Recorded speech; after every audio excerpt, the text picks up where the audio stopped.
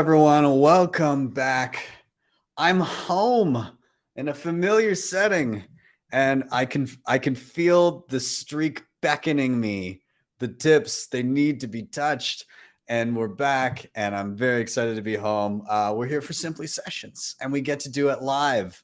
Once again, I'm home. And yeah, I can't. Nico's here. He's going to fill us in on the latest and greatest. And then I got you with the tech afterwards, and it's going to be a good time.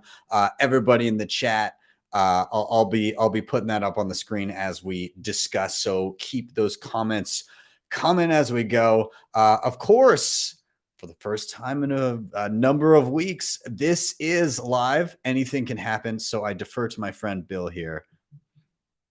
We'll do it live. Okay. No. We'll do it live. Fuck it. Do it live. I'll write it and we'll do it live. And thing sucks. If you have not already, like, subscribe, share, all those things. They help a ton getting this content in front of more eyeballs. I am Ben with the BTC Sessions. This is your Simply Session.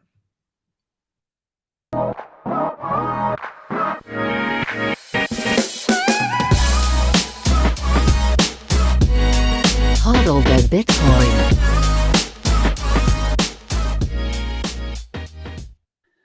All right, before we bring in Nico to discuss what's been going on this week, let's take a look at where we are in the market right now. This is timechain-calendar.com. We're currently sitting at $26,093 per coin. A single US dollar will pick you up 3,832 sats.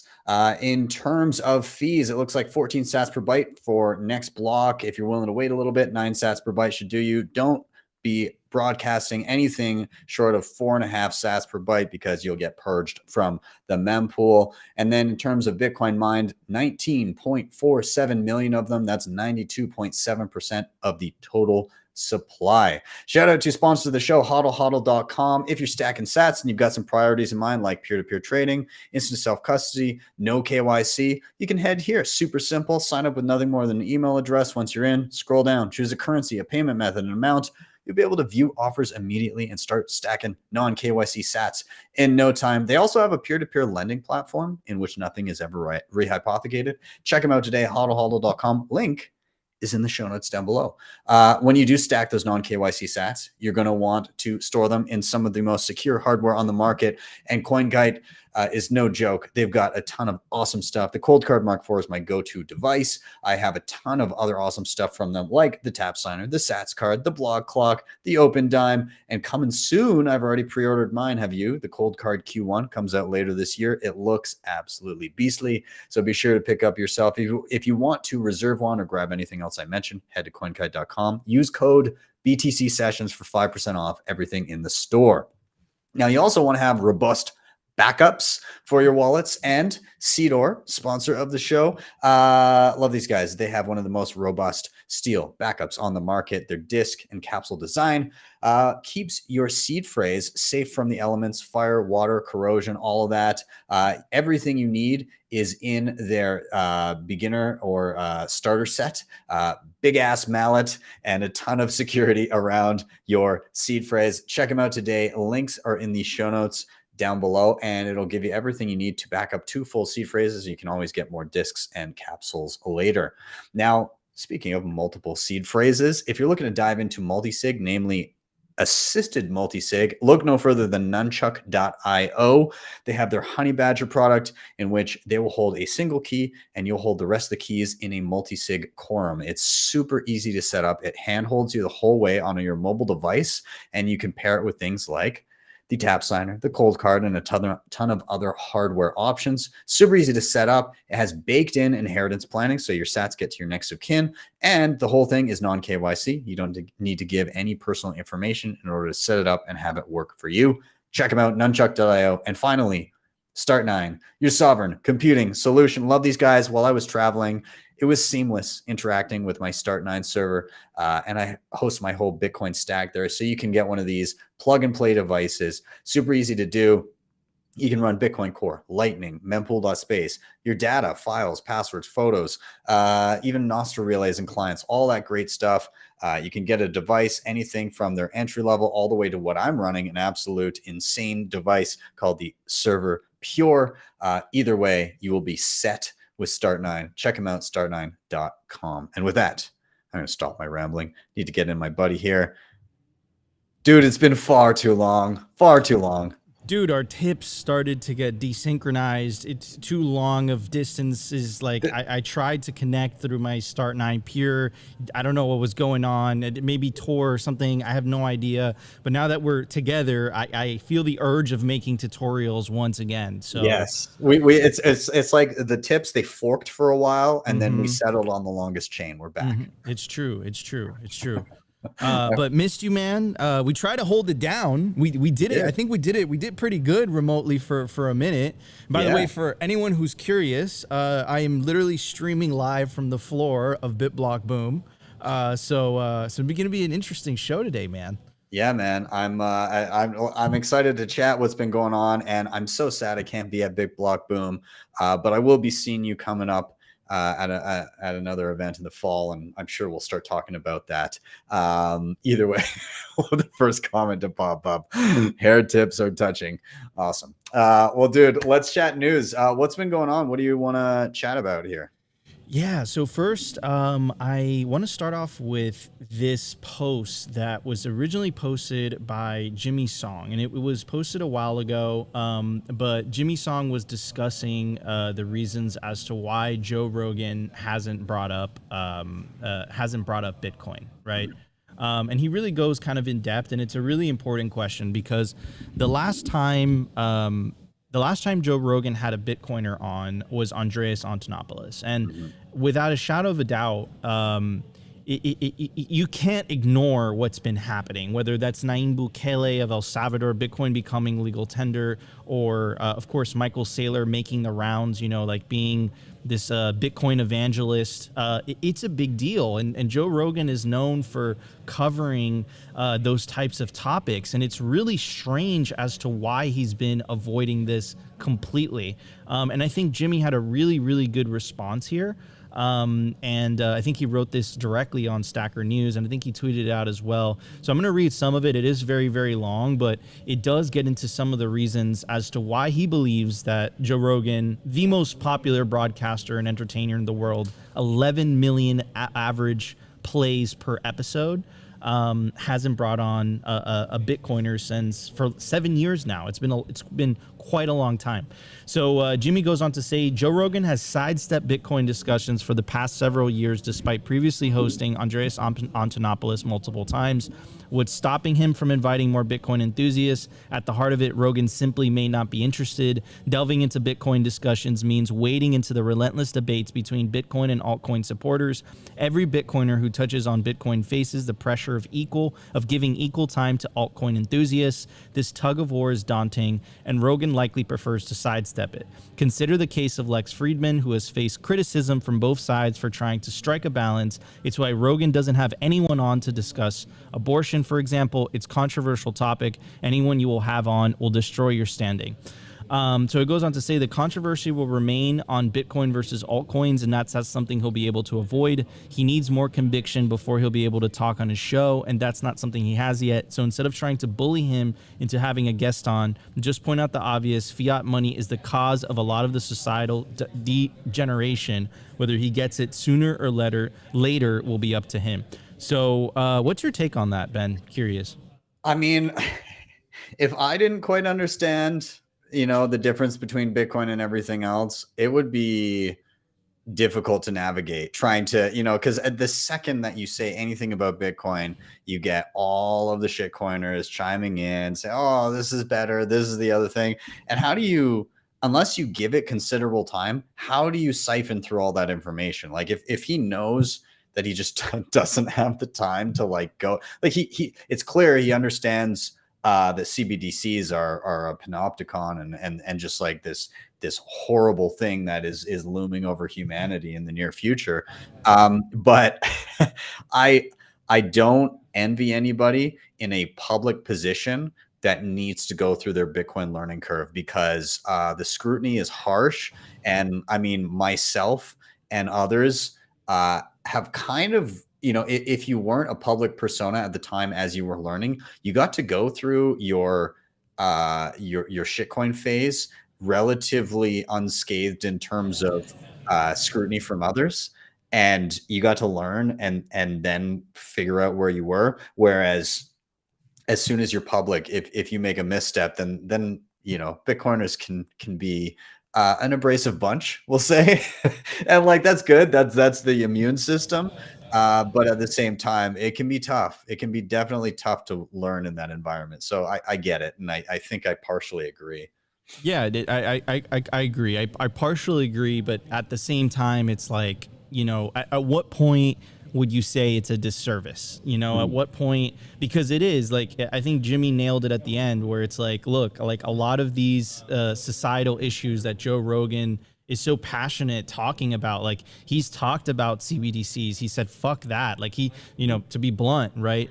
At what point is it, at what point is enough? At what point does he need to take action? Yeah. And I think that's really the big question. But I completely agree. It's a hard position to be in. But at the end of the day, you can only avoid the topic for so long. It's inevitable. All roads lead to Bitcoin. That's just my 2 cents.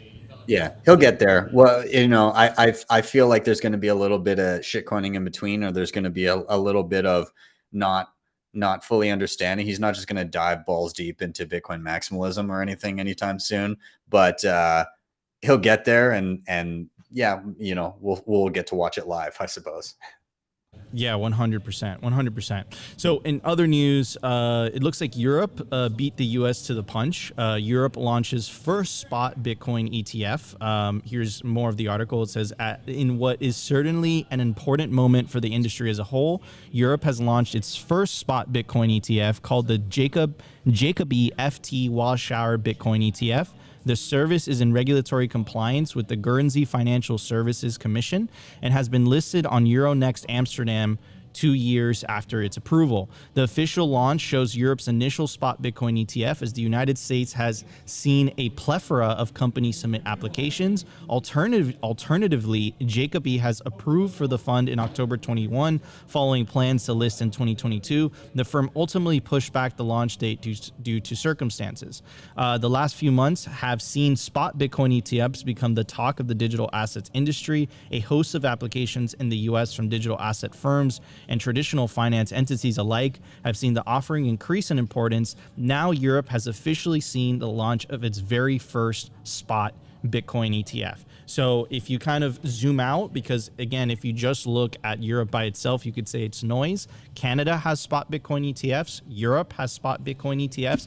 The last one to fall is the United States. And I think that Gary Gensler could only resist this for so long. And now that BlackRock has got into the fold, the largest asset manager in the world, you can even say one of the most powerful companies in the world, so much political influence. It's just a matter of time. They could only, and again, you have to question their motives. Like what, with the banking stuff, and like it's rules for thee and not for me. It's a double standards between the Bitcoin industry and the rest of the financial industry, Yeah. and that to me is unfortunate, to say the least. Anyways, what's your take, Ben? Yeah, I mean, I just think of BlackRock and despite the shitcoiny Winklevoss twins, I feel for them because they've been trying to get a friggin' ETF for years and years and years, and the SEC basically just delays everything to the very last moment multiple times over and over, says nothing the entire time, and then says no. And BlackRock enters the fray, and inside of a week, the SEC is like, well, what they'll need to do is these following things in order to make sure everything's in line. Like, it's pretty clear that they're setting BlackRock up to get approval at some point, and BlackRock will probably be the one because they've got the power there. But all these guys that have been trying to get an ETF through, and just pumping millions and millions of capital into trying to make it happen, and just gotten slapped down at every turn. And then the good old boys club rolls in, and they get the white glove treatment. So yeah, it's gonna happen, and it's pretty clear that there's a hierarchy out there. Without a shadow of a doubt, it's rules for thee and not for me. There's a hierarchy. BlackRock is the biggest fish. They have this special privilege. Anyways, in other news, Nayib Bukele once again gets to say, "I told you so." And this is a fascinating article after 2 years of relentless onslaught from the legacy corporate media. Nayib Bukele proves another win. This is not Nico or a Bitcoiner saying this. This is literally a tweet from Bloomberg. El Salvador President Nayib Bukele scared off Wall Street by embracing Bitcoin. 2 years later, the bond rally he's overseeing is proving too lucrative to resist. That is the power of Bitcoin. That is the power of Bitcoin's incentives. Now let's get into some of the details of like who these people are. So it starts off by saying what I read you guys in the tweet, but it follows up with saying eye-popping 70% returns, the best among dollar bonds from emerging markets this year, are attracting investors who were once cautious in avoiding securities altogether. JP Morgan Chase, shout out Jamie Dimon, and Eden Vance and PGIM Fixed Income are among those who have recommended or bought the debt, betting it will continue climbing. Quote, although we missed a significant share of the rally, we still think there's value across El Salvador's curve.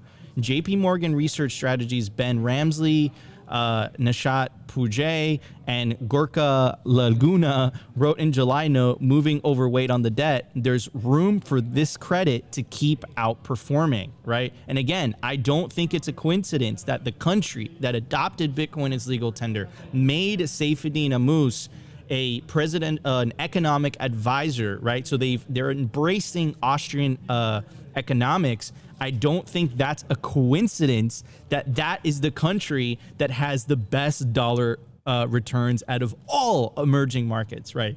Yeah. This is what we said was going to happen this entire time. And legacy media, we told you so, and I'm glad that Nayib Bukele, El Salvador, and Bitcoiners get to rub it in your face. Yeah, it's great to see. It's interesting because it's these bonds are kind of following suit with what ended up happening with shares of MicroStrategy, right? You get exposure to Bitcoin, you've got an edge. And MicroStrategy, since adding its balance sheet, adding Bitcoin to its balance sheet, if you look at the value of the company and the value of the shares over that period of time, everybody, the legacy media likes to point to, the value of his Bitcoin is down, X% at any given time. But they don't look at the value of the company in lockstep with the value of the Bitcoin and what wonders this has done for him. And yeah, El Salvador is going to get to do this exact same victory lap. And for a period of time, it was, they made a horrible call, blah, blah, blah. And look, they're down and blah, blah, blah. But now it's, they're actually doing pretty well. And oh my God, a lot of people are very interested in purchasing bonds from them. So yeah, I mean, the wins will continue to rack up for anybody that decides to go on a Bitcoin standard and has a low time preference about it. 1,000,000%, dude. 1,000,000%. Bitcoin's incentives stay winning, and I think that it's going to be very difficult for the legacy corporate media to try to obfuscate that. I think the results speak for themselves. You hit the nail on the head when you brought up Michael Saylor. He's posting these charts about how MicroStrategy is outperforming everything because they've adopted a Bitcoin standard. That is not a coincidence. You really got that right. So this was really interesting, and this happened around the same time that the Bitcoin price dumped. And what I'm referring to, what I'm talking about, is this tweet by Bitcoin Magazine that was referencing this Wall Street Journal article. Now, this Wall Street Journal article is like, it was weird, bro. Like, I'll read you the thing because it wasn't really clear. Like, they did say the word sold, but they didn't. And then this came around the time from where Bitcoin dumped from 30 to 26K.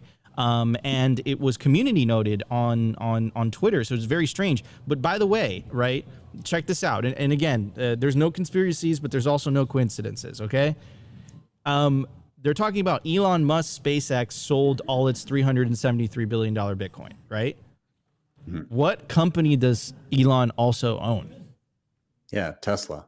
Twitter, x.com. Yeah. What platform was this fact checked on? Oh shit. Just say. So let's read the passage real quick from the article, which is where Bitcoin Magazine got the information from. It says the documents also show X.com wrote down the value of Bitcoin it owns by a total of 373 million last year, and in 2021, and has sold the currency. Like you would think, Tesla has taken a similar approach with its Bitcoin holdings. Musk has posted about cryptocurrencies frequently over the years. Like that infers a lot. Like I don't know, maybe I'm seeing things, Ben, but like, you know, did the Wall Street Journal want to dump Bitcoin so they got cheaper sats? Like maybe Elon was, dude, I don't want to go down that rabbit hole, but like a lot of coincidence happening at the same time. Yeah. It's I don't know. I mean, again, fiat journalism. So who knows? I'd give it a 50-50 shot between malice and incompetence. I don't know which way to go. I can't quite turn the wheel in any one direction. Right. It's just a lot of coincidences. A lot of coincidences these days, dude. So many of them. Anyways, in other news, we have a presidential candidate in Argentina.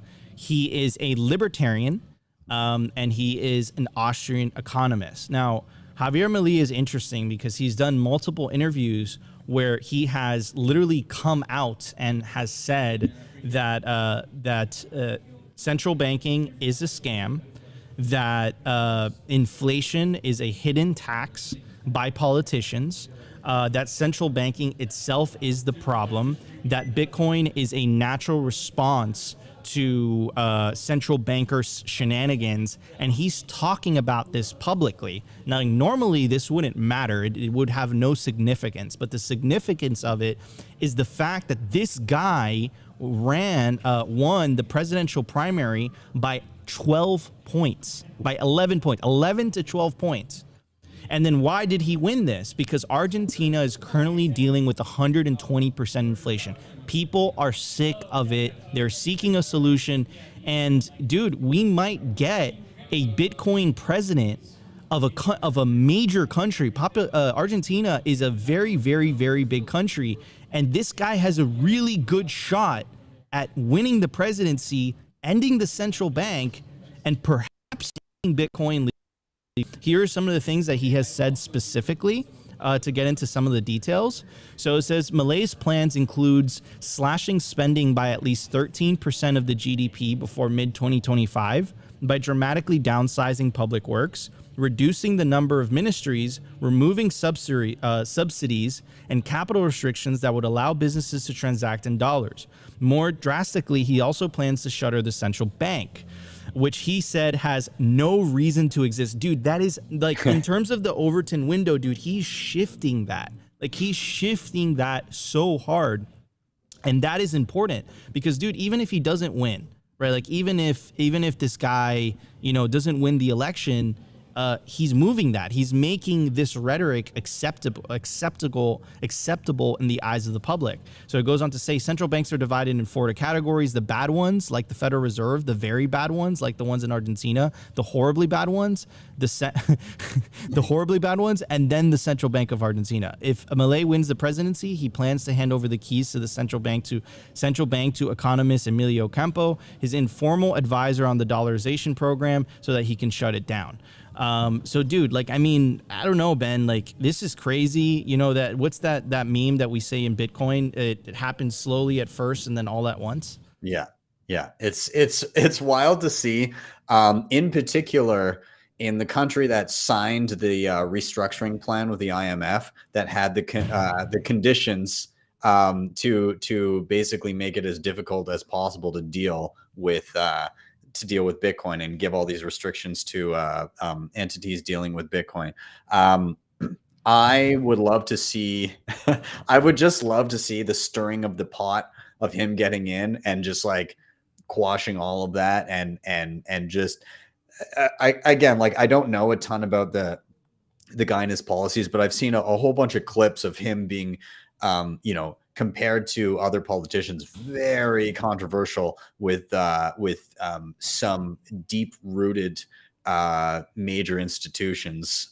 Yeah, I think it'll be interesting. Also, do you think we could get him to streak his hair? Because that is one hell of a mop he's got. Oh man, is that the third streak? Yeah. Dude, could you imagine what's it called when 3 streaks touch? Is it still touching of the tips? I don't know. I mean, I've got to imagine it would be some sort of Ghostbusters-esque crossing of the streams where like there's a potential to like disrupt the space-time continuum or something. 100%. It would disrupt the space-time continuum. And you know what I think would happen? There would be a combustion, and out of that combustion, a yellow would be born. Yeah. Just a yellow would just come out of those flames. I think so. Yeah, it would be wild. Whatever happened, it would be a god candle for sure. But it wouldn't be like a Greek yellow. I was thinking more like a Russian yellow, maybe. Oh yeah, I could see that. Maybe a Canadian. I don't know. Anyways. Maybe it'd be a mix.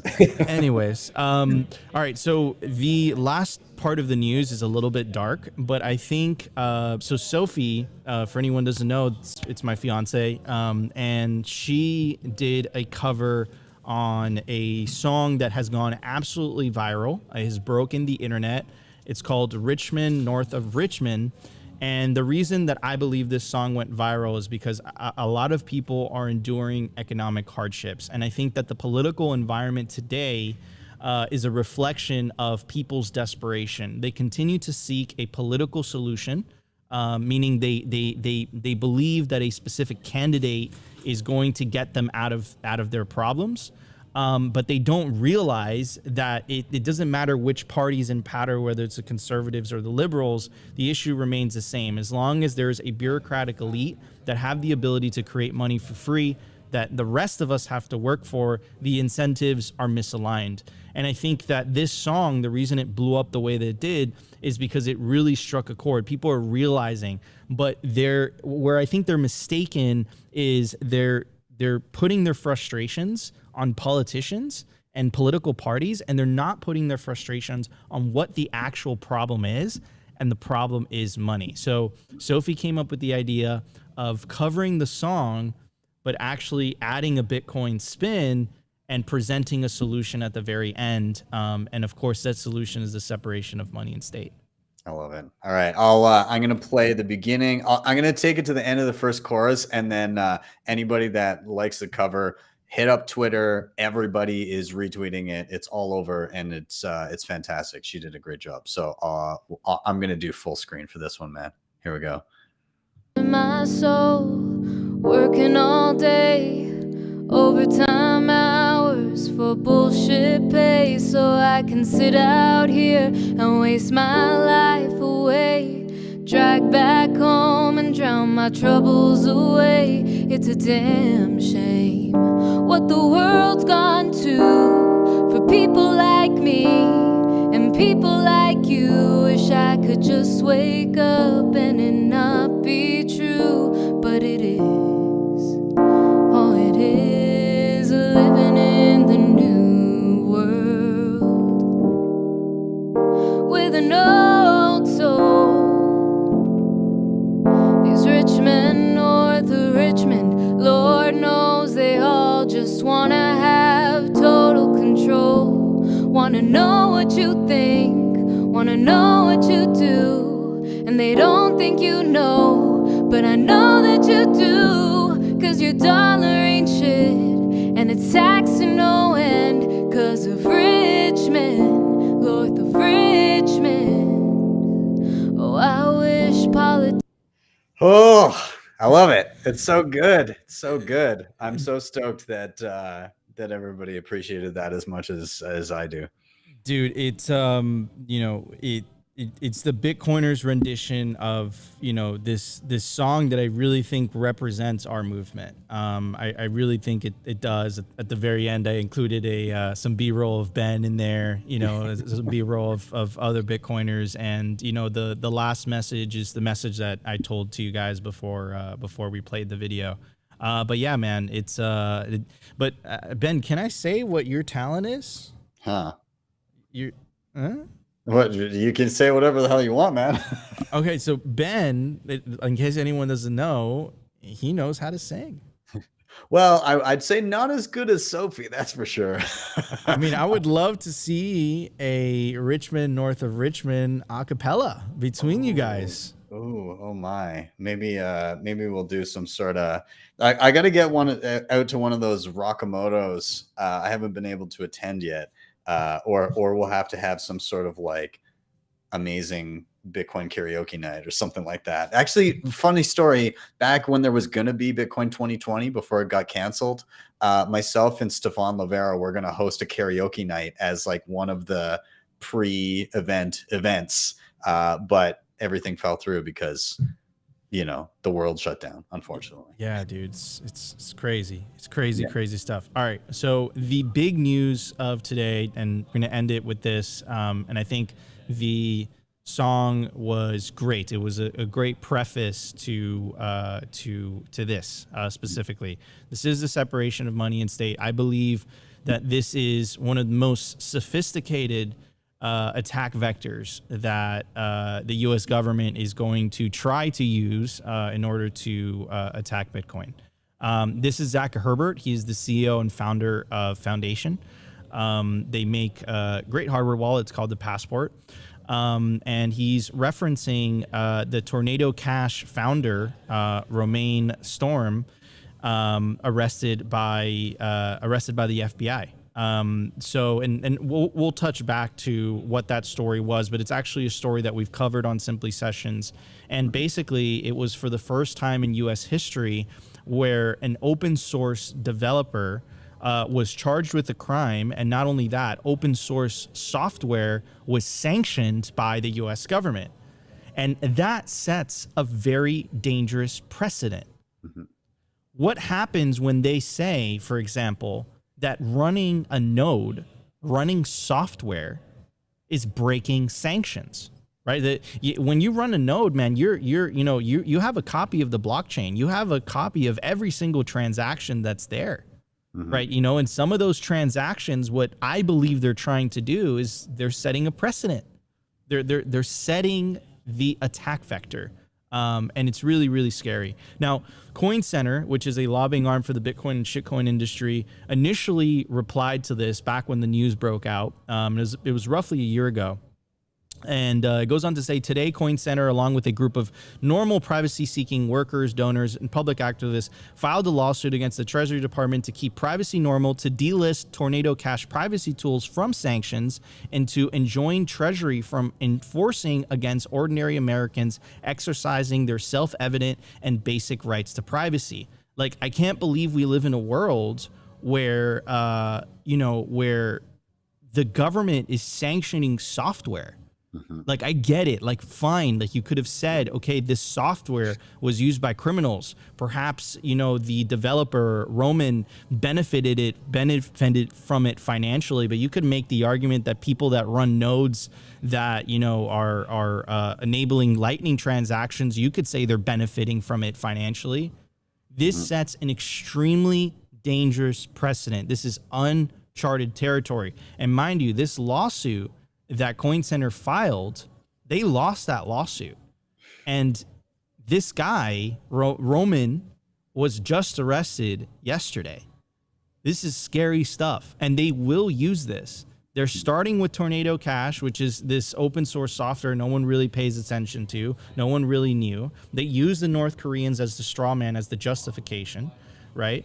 But how long until they say, hey, you running a Bitcoin node, you're circumventing U.S. sanction policy. You have to run an OFAC compliant chain. Remember the news that came out the other day, Ben, that 51% of the Bitcoin hash rate is coming from mining pools that KYC their mining clients, right? Yeah. So this is like, you're seeing it, like it's happening in the background, but if you pay attention and you connect the dots, this is a clear attack vector. They're setting up the stage, and they're trying to set a precedent saying open source software is dangerous in itself. Sanctions were never meant for that. Sanctions were meant for individuals, companies, and governments, not software.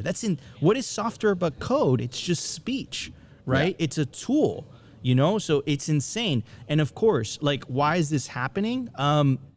I think it's happening because governments are losing their control on the monopoly of money. And it actually reminds me of a passage from The Sovereign Individual, which I think I've read many times on Simply Sessions, but it goes something like this. It says, new technologies will allow the holders of wealth to bypass the national monopolies that have issued and regulated money in the modern period. Their importance for controlling the world's wealth will be transcended by mathematical algorithms that have no physical existence. In the new millennium, cyber money controlled by private markets will supersede fiat money issued by governments. Lacking their accustomed scope to tax and inflate, governments, even in traditionally civil countries, will turn nasty. Businesses that offer services that facilitate the realization of autonomy by individuals will be subject to infiltration, sabotage, and disruption. Governments will violate human rights, censor the free flow of information, sabotage useful technologies, and worse. Once again, the sovereign individual hit the frickin' nail on the head. Yeah. Yeah, it's scary, man. And I mean, at the end of the day, all of these measures taken by governments it won't prevail, but they can cause a hell of a time for people that are kind of the pioneers of this movement. And unfortunately, we just got to look at some of our first martyrs here, and that's really, really unfortunate. So yeah, I hope that I hope that things get better. I hope that we have a Phil Zimmerman type moment where something goes to court and it becomes irrefutable that this is speech. But I don't know, in today's political environment, I just don't know. Absolutely, man. These are crazy times. This is a separation of money and state. This is what the peaceful Bitcoin revolution is all about. Anyways, Ben, it's always an honor to do Simply Sessions. And guys, this is my favorite part. This was your Simply Sessions. See you next week, Ben.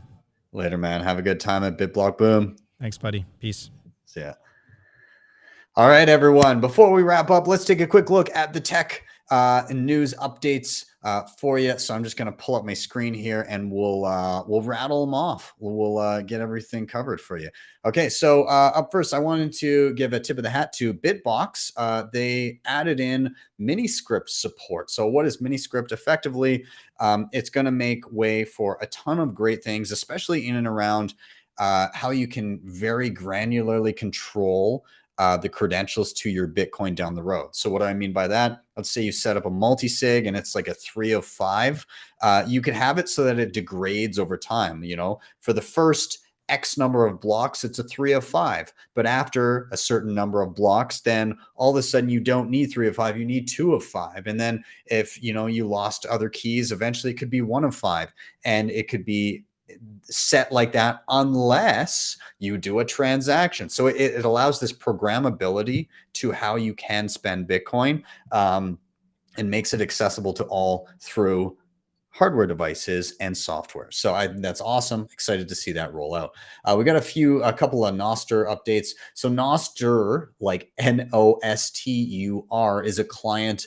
They added in music streams, relay feeds, and more. This is a client for desktop. I hadn't tried it out before, but I downloaded it and it's kind of cool, actually. I'll pull it over. There's my Rumble going there, but yeah. So yeah, it's a native. It's on Mac. You can get it, if I'm not mistaken, you can get it for iPhone and iPad as well. Anyways, kind of cool. I think that's awesome. There's another thing as well that just came out, Pulsar. It's private Nostr chat app, and it protects your metadata, so you can privately message people, but also protect any metadata around timing and frequency of messaging. It'll actually it'll basically pad out messages with garbage data, so everything looks the same size, so that you can't decipher between different messages. It'll also regularly, I can't remember the interval, every every 3 seconds, it'll also post an encrypted message that is just nothing. And so the reason for that is so that if somebody's trying to monitor the frequency of when you're interacting with people, it'll just send out what's known as a pulse. That is basically like a fake message. So nobody can really tell when you're talking, when you're not, and differentiate messages in between, even though they're encrypted. It makes all the blobs of encrypted information uniform. So it's really difficult to decipher that. Anyways, also updates to Amethyst. They also added in private DMs and group chats and some other UI improvements. This is actually my go-to on mobile, although I've been using Primal a little bit more as well, and Primal on desktop is pretty awesome. But yeah, I mean, Noster, there's just always something new coming out because there's so many people playing and working on it, which is awesome. Okay. Shout out Lynn Alden. She just dropped her book, Broken Money. It's on Amazon. And she made it into the number 40 in all books on Amazon. So she's in the top 100 books on all types of books in all categories on Amazon. And that's awesome. She also made it into number 1 in banks and banking, in number 1 in money and monetary policy, and number 1 in digital currencies. So yeah, I grabbed a copy of it. Also, I'm excited for it to arrive, but also I sent her a message. I said, congrats on the book. And she replied back, apparently I'm mentioned in a chapter in regards to the Canadian trucker protest, which is wild. So that's, I'm kind of stoked about that. So anyways, very excited about that. Go check out Lynn's book. A couple other things here.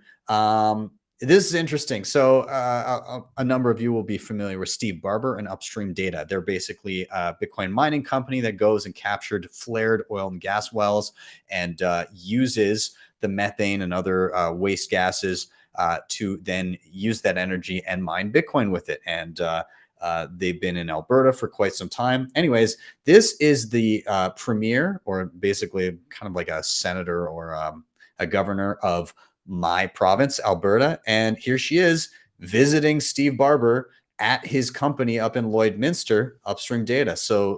And just so you know, the leader of my province, that's her there, Danielle Smith, she is indeed a Bitcoiner. She used to have a talk radio show. She had me on 3 different times to talk about Bitcoin. And it's kind of cool to see her recognizing the marriage of Bitcoin and energy and how those two are linked. Love to see it. And I think that's bullish for the province moving forward. Anyways, let's move on from there. Again, I brought this up earlier. I was gonna, I was gonna do it independently, but nonetheless, there's Sophie, Nico's better half, singing "Rich Men North of Richmond." You can find her on Twitter at Internet Sophie, SOPHI, and give her video a like and a share. And then finally, just announced recently in the past week or so. Anyways, Bitcoin Atlantis Conference taking place in Madeira on March 1st through 3rd. It will gather main leading voices of Bitcoin for a 3-day conference in Madeira in the middle of the Atlantic. It looks pretty badass. I'm going to be there. I'm very excited to go to Madeira. I've never been. I've heard great things. And if you're going, I'll see you there. Very exciting. Somewhere else I'll be, we alluded to it earlier. I'm going to be at Pacific Bitcoin October 5th and 6th. Very much looking to this. It was an absolute blast last year. It's going to be a lot of fun this year. I can't wait to get down there and see everybody again. If you're going, I'm nearly positive that there's a referral code. So if you want, I don't know what percent off. I'm so good at this. I don't know what percent off, but anyways, you can use code BTC Sessions for both events, I believe. So if you're heading to Madeira or to Pacific Bitcoin, just use code BTC Sessions and you'll get a less expensive ticket. Yeah, anyways. Oh yeah, on a personal note, my YouTube just ticked over 80,000 subscribers. Awesome. I'm very excited about that. Thank you to everybody that watches and that has subscribed. If you haven't already, please go do it. I made a post about it. I'm very grateful for it. 100K is a long-standing goal of mine. And I've got to say, it's been a bit of a grind to get there, especially with tutorial content. It's not as flashy as an excited face and constant stories about how rich you're going to be. But that's not how we play it on this channel. I like to talk about things that I'm excited about, which tends to be how do you secure your Bitcoin? How to use all the new exciting things that are coming out, and that Lightning and whatever other instruments that you can use to interact with, use, and secure your Bitcoin. That's what excites me. And luckily, a lot of people have come to get excited about that too, and follow me in my journey over the past number of years, and subscribe and use tutorials to learn how to use Bitcoin themselves. But I very much appreciate everybody that has subscribed and got me to this point. And hey, we'll see if I break 100K before the Bitcoin price does. What do you think? What's your wager? Anyways, moving on. A recent tutorial that I did, most recent one that came out, for you Canadians out there, Bull Bitcoin getting non-KYC sats via Bull Bitcoin. Basically, you can go to any Canadian post office with cash and fund an account. You don't have to provide ID or anything like that. And then you'll be able to send it directly to your own custody. It's pretty badass. Anyways, watch the video. It's a good time. Canadians should check it out. Also, tomorrow, why are we bullish? I've got Rob Warren. He's with Riot. I've got Brian DeMintz there choking out Tatum, and he's an ambassador for Orange Pill app, and he's doing a ton of other great things. And he's also the author of Bitcoin Evangelism. And then we've got Pastor Coin, an actual pastor who's bullish on the corn and uses the inherent morals in Bitcoin to preach to his flock, shall we say. Nonetheless, very excited to have all these gentlemen on. That will be tomorrow at 6 p.m. Eastern time. And with that, I'm going to round it out. Thank you guys so much for watching and or listening. If you're listening on the pod afterwards, like, subscribe, share, all those things. They do really help a ton, getting this stuff in front of more eyeballs. You can also check out the previously mentioned sponsors. Those were Hodl Hodl, CoinKite, Seedor, Nunchuck, and Start9. If you want to book me with a private session, you're checking out all my tutorials and you need a little bit more hand holding, well, hey, there's a QR code right in the bottom of the screen. You can scan that right now. It'll take you to the page where you can go and book me for a session if you see fit. And then finally, if you really liked what you saw, you can head to my website, btcsessions.ca. Along the top, all the tabs there's one that says tips. And if you click on it, it'll take you to my own BTC Pay server where you can send me $1, buy me a coffee, help me run my node, help me with my streaming software or hardware that I review, or whatever you want. It's all there, and you can send sats over either on chain or via the Lightning Network. Anyways, with that, I am going to wrap up here. Thank you guys so much for being here. Hats off to Nico. Super happy to be back and actually live with him again. And for you guys, thanks for being here, and thanks for being part of the journey. Anyways, have a wonderful day or evening wherever you may be. I'll see you guys next time for your daily session.